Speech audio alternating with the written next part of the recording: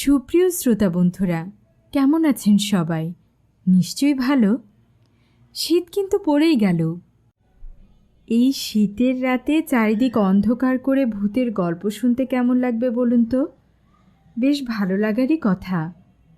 তাই তো আপনাদের জন্য আজকে নিয়ে হাজির হয়েছি লেখক মানবেন্দ্র পালের গল্প রহস্য কুঠির রানী। গল্পটি আমার বেশ ভালো লেগেছে, আশা করছি আপনাদেরও ভালো লাগবে। তাহলে চলুন দেরি না করে শুরু করা যাক আজকের গল্পটি। শুনতে থাকুন এবং আমার সঙ্গেই থাকুন।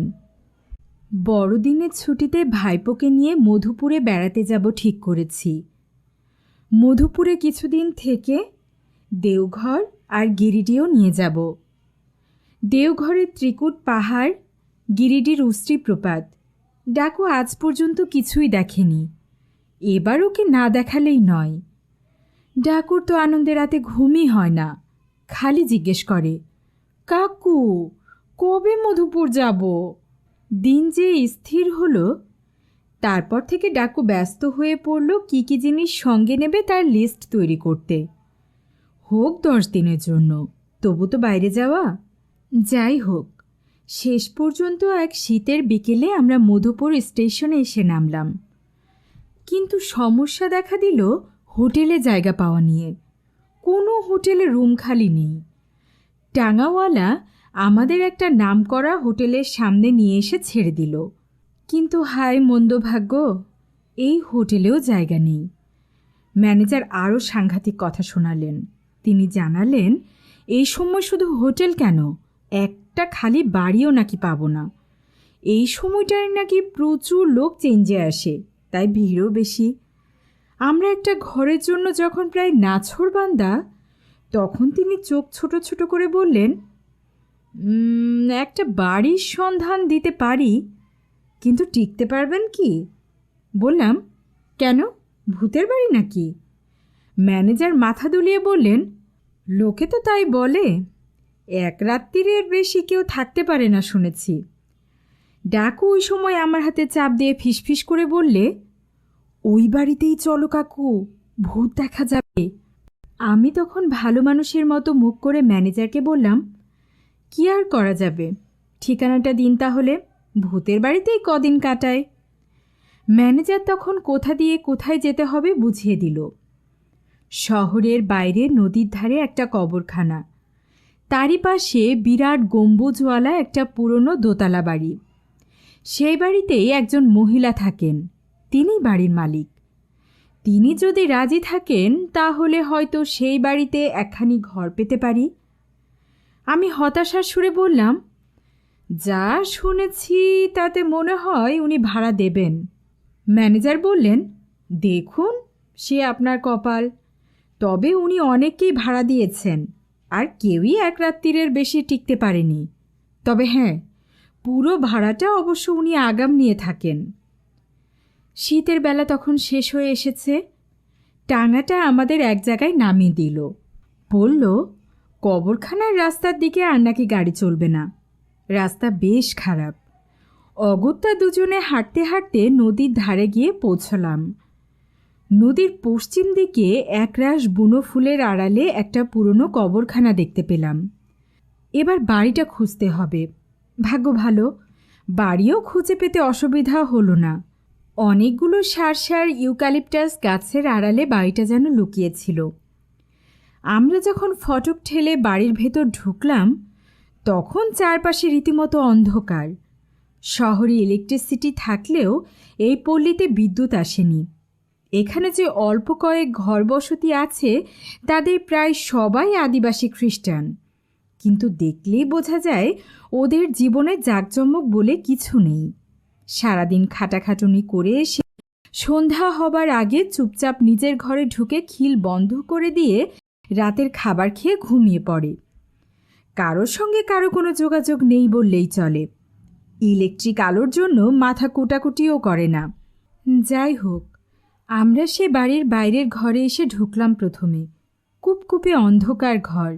আমি ডাকলাম, কেউ আছেন? সাড়া নেই। আবার ডাকলাম, কেউ কি আছেন ভেতরে? এবারও সাড়া নেই। এবার ব্যাগ থেকে টর্চ বের করে জ্বালালাম। সেই আলোয় দেখলাম সামনে আরেকটা দরজা। সেই দরজা দিয়ে ভেতরে ঢুকলাম। সামনে একটা লম্বা দালান, ওপাশে মনে হলো ওপরে ওঠার সিঁড়ি। আমরা সেই দালানে পা রাখতেই ওপাশের একটা মস্ত জালে ঢাকা খাঁচা থেকে অনেকগুলো মুরগি যেন ভয় পেয়ে একসঙ্গে কোকর কো করে ডেকে উঠল। ডাকু ফিসফিস করে বলল, এত মুরগি! বাড়িওয়ালি কি মুরগির ব্যবসা করে না নিজে খায়? আমার মাথায় তখন অন্য চিন্তা। সারাদিন ট্রেন জার্নি করে আসা, আর এখন যদি একটু থাকার ব্যবস্থা না হয় তাহলে যাব কোথায়? তাই এবার একটু জোরে ডাকলাম, কেউ আছেন? হঠাৎ খুব কাছ থেকে একটা অদ্ভুত কণ্ঠ শোনা গেল, বাইরের ঘরে আসুন। গলা স্বরটা না পুরুষের না মহিলার, কেমন একটা বিশ্রী খ্যানখ্যানে গলা। এপাশ ওপাশ তাকিয়েও কাউকে দেখতে পেলাম না। যাই হোক, আমরা আবার বাইরের ঘরে এসে দাঁড়ালাম। দাঁড়িয়েই রইলাম, কেননা বসবার কোনো ব্যবস্থাই ছিল না। টর্চের আলোয় দেখলাম চারিদিকে শুধু ভাঙা আলমারি, ভাঙা দেরাজ আর কতগুলো ভাঙা চেয়ার মুখ থুবড়ে পড়ে আছে। মেঝেতে পুরো ধুলোর আস্তরণ। এই ঘরে যে কেউ কোনো দিন আসে না সেটা বেশ বুঝতে পারলাম। একসময় ভেতরের দরজা দিয়ে এক চিলতে ঘোলাটে আলো এসে পড়ল। তার পরপরই দেখলাম কালো গাউন পরা একজন মহিলা হাতে পেট মোটা একটা সেকেলে সাজবাতি নিয়ে এসে এ ঘরে ঢুকলেন। একেবারে আপাদমস্তক কালো গাউনে ঢাকা, গলা থেকে একটা লম্বা ক্রস গাউনের ওপর এসে ঝুলছে। মুখটা অস্বাভাবিক সাদা, গালের হনু দুটো একটু উঁচু, আর সেজন্য গালের বাকি অংশ একটু বসা। মহিলা বেশ লম্বা, কিন্তু কত বয়স তা ঠিক বোঝা যাচ্ছিল না। আমি একটু ইতস্তত করে নমস্কার জানিয়ে বললাম, আপনাকে মনে হয় বেশ বিরক্ত করলাম। ভদ্রমহিলা সেই অস্বাভাবিক ভাবলেশহীন গম্ভীর স্বরে খ্যানখ্যানে গলায় বললেন, কি বলতে চান বলুন। আমি ইতস্তত করে বললাম, এই দিন 10 জন্য আমার একটা ঘর লাগবে। থাকবো আমরা এই দুইজন, আমি আর আমার এই ভাইপো। এতক্ষণে ডাকুর দিকে ওর লক্ষ্য পড়ল। উনি সেই পেট মোটা সাজবাতিটা আরেকটু বাড়িয়ে ধরে ডাকুকে ভালো করে দেখতে লাগলেন। আর সেই মুহূর্তে আমিও ওকে ভালো করে দেখতে পেলাম। সেই সঙ্গে ওর চোখ দুটো, সে যে কি তীক্ষ্ণ আর কি জ্বলন্ত তা না দেখলে বোঝা যায় না। আমার মনে হলো উনি সে চোখের দৃষ্টি দিয়ে ডাকুকে যেন গিলে খেতে চাইছেন। আমি তাড়াতাড়ি ডাকুকে আড়াল করে দাঁড়ালাম। ভদ্রমহিলা পূর্বের সেই খনখনে গলায় বললেন, তা শেষ পর্যন্ত আমার বাড়িতে কেন? তারপর একটু থেমে বললেন, ভূত দেখতে বুঝি? আমি এবার একটু হেসে ইতস্তত করে বললাম, না না, ভূত দেখতে আসবো কেন? কোথাও হোটেলে রুম পাচ্ছিলাম না, তাই হোটেলের ম্যানেজার বললেন। আমার কথার মাঝে ভদ্রমহিলা থেমে থেমে বলতে লাগলেন, অনেকেই তো এই বাড়িতে ভূত দেখতে আসে। আপনারাও যদি এই বাড়িতে ভূত দেখতে আসেন তাহলে ঠকবেন, কেননা ভূত এই বাড়িতে টিকতে পারে না। এই কথা বলে ভদ্রমহিলা ভাড়ার টাকাটা গুনে নিয়ে ফিরে যাবার সময় তার সেই তীক্ষ্ণ আর জ্বলন্ত চোখ দুটো ফের আরেকবার ডাকুর ওপর বুলিয়ে নিলেন। দোতলার এক কোণায় একটা ঘর পাওয়া গেল। ঘরে অনেকগুলো জানালা, কোনো জানালাতেই গরাদ নেই। একটা জানালায় দাঁড়ালে কবরখানাটা পরিষ্কারভাবে দেখা যায়। তবে এখানে একটাই অসুবিধে, খাওয়ার কোনো ব্যবস্থা নাকি এখানে নেই। হয় নিজে রাঁধো, নয়তো হোটেলে গিয়ে খাও। নিজে আর কি রাঁধব? সন্ধ্যার পর হোটেল থেকে খেয়ে ফিরে খিল লাগিয়ে শুয়ে পড়লাম। একে প্রচণ্ড শীত, তার উপর শরীরে ক্লান্তি, তাই তাড়াতাড়ি চোখে ঘুম নেমে আসতেও দেরি হলো না। ঠক ঠক, দরজায় করাঘাতের শব্দে ঘুম ভেঙে গেল। কে যেন কড়া নাড়ছে দরজায়। ধর্মর করে উঠে বসলাম। অন্ধকার ঘর, কান খাড়া করে রইলাম। ভুল শুনছি নাকি? ঠক ঠক ঠক, দরজায় আবার করাঘাত পড়ল। না, ভুল নয়, ওই তো কে যেন দরজায় টোকা দিচ্ছে, কড়াও নাড়ছে। এবার টের পেলাম পাশে ডাকুও চোখ রগড়াতে রগড়াতে উঠে বসেছে। টর্চ জেলে সাবধানে দরজার খিল খুলতে দেখি বাইরে ঝড়ো কনকনে ঠান্ডা বাতাসে পর্দাগুলো উঠছে পাগলের মতো। সেই সঙ্গে অমনি সেই বিশ্রী ক্ষণক্ষণে কণ্ঠস্বর কানে এলো, গুড মর্নিং। লম্বা একটা হাই তুলে আমিও বললাম, হ্যাঁ গুড মর্নিং। খেয়াল করে দেখি ভোরের আলো ফুটছে সবে বাইরে, আর বাড়িওয়ালি 2 কাপ চা আর কিছু নোনতা বিস্কিট নিয়ে দাঁড়িয়ে আছেন দরজার বাইরে। আমরা অবাক। মিস দফাদার যে এইভাবে চা বিস্কিট নিয়ে নিজে আপ্যায়ন করবে ভাবতেও পারিনি। মিস দফাদার বললেন, চাটা আপনাদের জন্য, প্লিজ খেয়ে নিন। চায়ের ট্রেটা টেবিলে রাখতে রাখতে তিনি বললেন, আমি অবশ্য সব ভাড়াটেদের এমন আপ্যায়ন করি না। আমি বললাম, থ্যাংক ইউ, আপনার এই সৌজন্য আমরা কখনোই ভুলব না। ধন্যবাদ জানিয়ে মিস দফাদার চলে যাচ্ছিলেন, আবার ফিরে দাঁড়ালেন।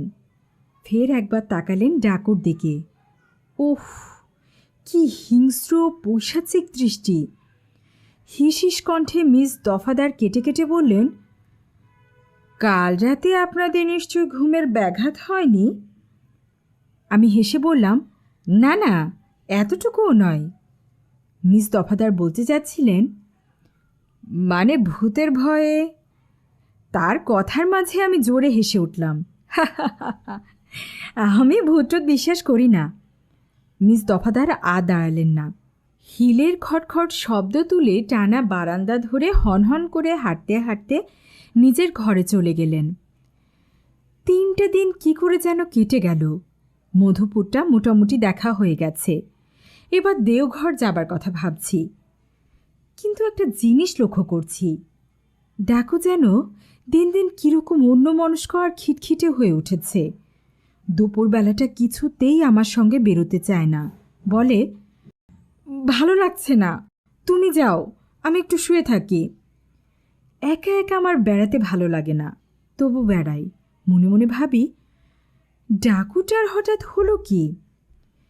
সেদিন খাবার টেবিলে বসে হঠাৎও বলল, মিস দফাদার দিনের বেলা বাড়ি থাকেন না। অবাক হয়ে জিজ্ঞেস করলাম, তুই কি করে জানলি?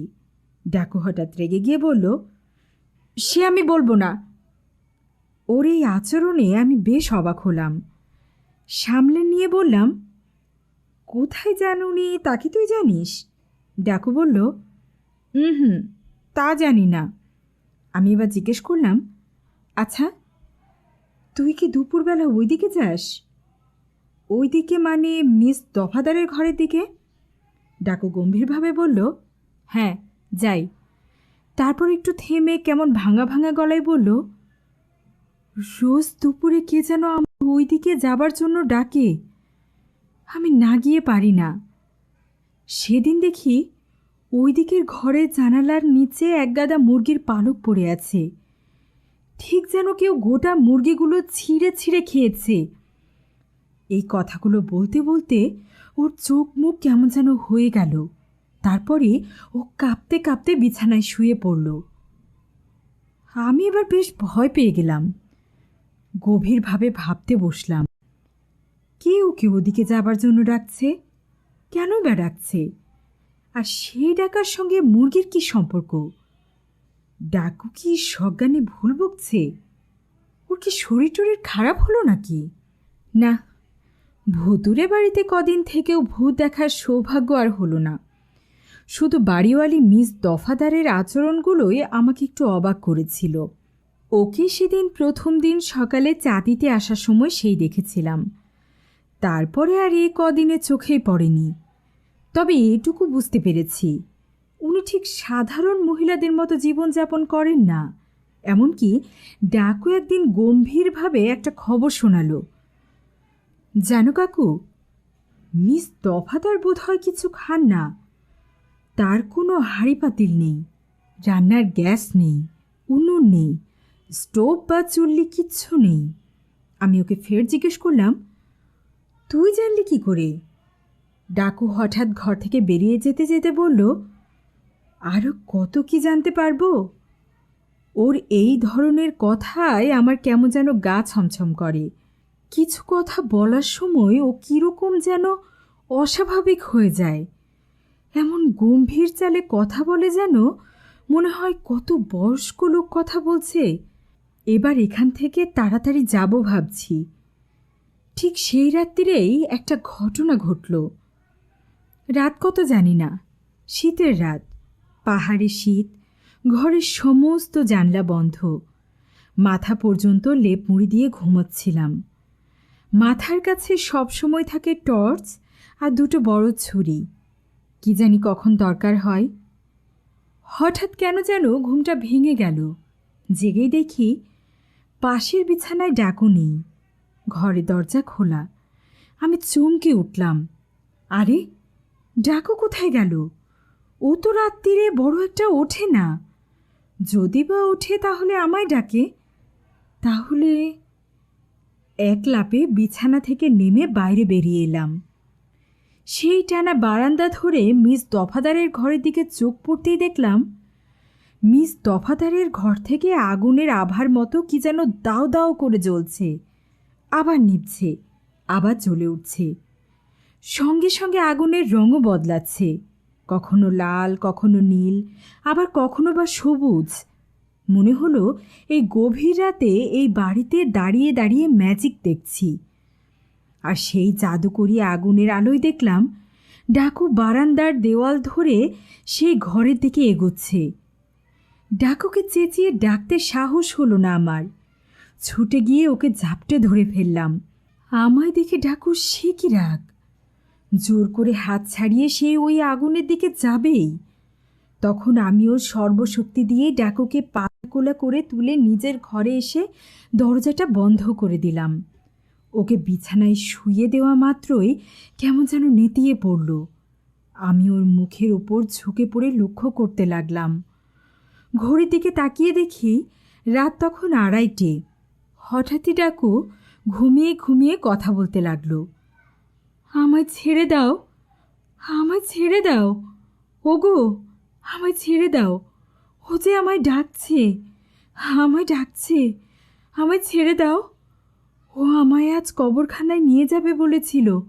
ওই যে, ওই যে, ওই যে ও দাঁড়িয়ে আছে। ও রেগে আছে। তুমি আমায় যেতে দিচ্ছ না বলে ও রেগে যাচ্ছে। হ্যাঁ, ও বলছে আমায় ওর খুব দরকার। ও আমায় এখানে রেখে দেবে বছরের পর বছর। হ্যাঁ, আমায় ওর দরকার। ও ডাকছে আমায়, আমায় ডাকছে, আমায় ডাকছে। একটু থেমে ডাকু আবার লাফিয়ে উঠে বলল, হ্যাঁ, ও আমায় ডাকছে, আমায় ছেড়ে দাও, আমায় ছেড়ে দাও, আমায় ডাকছে। ওই যে, ওই যে, আমার কবরখানার দিকে ডাকছে। ওই তো, ওই তো, ও কবরখানার দিকে চলে যাচ্ছে, আমায় যেতে দাও। বলতে বলতে ডাকু এক টানে ঘরের জানালাটা খুলে ফেলে অর্ধেক শরীর বাইরে ঝুলিয়ে দিল, যেন এক্ষুনি আমার হাত ছাড়িয়ে নিতে পারলেই বাইরে ঝাঁপ দেবে। আমিও শীতের কনকনে বাতাসকে উপেক্ষা করে সর্বশক্তি দিয়ে ডাকুকে আঁকড়ে ধরলাম। আর সঙ্গে সঙ্গে ভয়ে আমার সর্বাঙ্গ কাটা দিয়ে উঠল। স্পষ্ট দেখলাম কালো গাউন পরা একটা চলমান মূর্তি কবরখানার ভেতর অদৃশ্য হয়ে গেল। পরদিন সকালেই ঠিক করলাম, আজ না হোক পরদিন সকালেই মধুপুর ছাড়বই। আর যতটুকু সময় এই বাড়িতে আছি কিছুতেই ডাকুকে কাছছাড়া করব না। কেননা যে কোনো কারণেই হোক আমার মনে হয়েছে ডাকুর জীবন বিপন্ন। আর ওই মিস দফাদার মানুষটি কিছুতেই স্বাভাবিক মানুষ নন। ওর অন্য কিছু একটা মতলব অবশ্যই আছে। তাই সারাদিন ডাকুকে চোখে চোখে রাখলাম। ওকে আজ ভীষণ ক্লান্ত লাগছে, কিছুতেই বিছানা ছেড়ে উঠছে না। দুপুরের খাওয়া সেরে জিনিসপত্র গুছিয়ে নিচ্ছিলাম, হঠাৎ দেখলাম স্যান্ডেলের স্ট্র্যাপটা ছিঁড়ে গেছে। এখনই মুচিকে দিয়ে না সারালে নয়। কিন্তু ডাকুকে একলা ফেলে যায় কি করে? এই বাড়িতে তো এমন কাউকে পাওয়া যাবে না যাকে দিয়ে এই ছেঁড়া স্যান্ডেলটা সারিয়ে আনতে পাঠাবো। না, ভেবে লাভ নেই। অন্তত কিছুক্ষণের জন্য আমায় একা বেরোতেই হবে। তাই আর দেরি করলাম না। তাকিয়ে দেখি ডাকু বেঘোরে ঘুমোচ্ছে। দেরি না করে স্যান্ডেলটা নিয়ে বেরিয়ে পড়লাম। তারপর থেকে প্রতি মুহূর্তে বুকের মধ্যে ধুকপুকানি, কেবলই ভয় হতে লাগলো। এতক্ষণে বুঝি ডাকুর কিছু একটা হয়েই গেল। কোনো রকমে স্ট্র্যাপটা সারিয়ে বাড়ি ফিরলাম। বাড়ির ভেতর পা রাখতেই মুরগিগুলো হঠাৎ একসঙ্গে ডেকে উঠল খাঁচার ভেতর থেকে। হন্তদন্ত হয়ে ঘরে ঢুকতেই চমকে উঠলাম। কই ডাকু, কই? ডাকু তো নেই। ডাকু, ডাকু ডাকতে লাগলাম, না, কোনো সাড়া নেই। কি হলো? কোথায় গেল ডাকু? আমি আবারও চেঁচিয়ে ডাকলাম, ডাকু। না, এবারও সাড়া নেই। এই ভয়টাই আমি করেছিলাম। জানি না এর মধ্যে ডাকুর কী অবস্থা হয়েছে।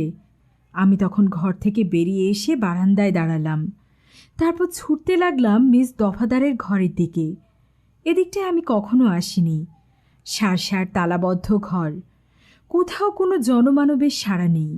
আমি কেবলই বারান্দা দিয়ে যেতে যেতে মোড় বাঁকতে বাঁকতে চলেছি। বারান্দাটা যেন সাপের মতো এঁকে বেঁকে গেছে। হঠাৎ থেমে যেতে হলো। সামনে সিঁড়ি দেখছি, নিচের দিকে নেমে গেছে সিঁড়ি। বাইরে তখন সন্ধ্যের অন্ধকার নেমে আসছে। বাড়ির ভেতরেও কোথাও এতটুকু আলো পর্যন্ত নেই।